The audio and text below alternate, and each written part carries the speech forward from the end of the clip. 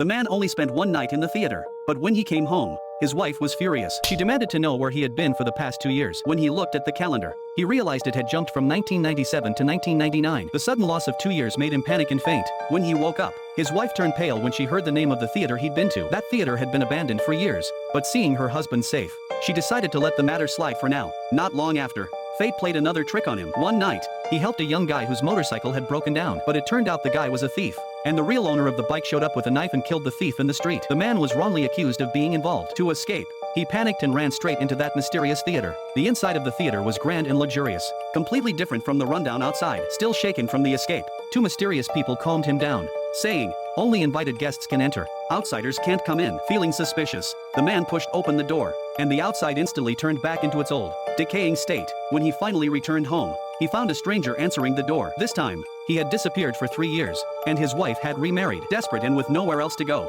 the man chose to work in that theater, wearing a fancy suit and taking tickets for the rich and powerful. Meanwhile, his wife saw news footage of her husband, now a homeless man, and rushed to the abandoned theater. She realized that everything happening to him was just a fantasy, so she tried to bring him back to reality. Slowly, the man started to wake up and wanted to leave, but the powerful figures in the theater appeared, tempting him with a beautiful, false reality. Caught between the pressures of the real world and the allure of his dream world, the man finally closed his eyes and chose to sleep, completely consumed by desire. His wife, watching him lie there in a deep coma, was heartbroken.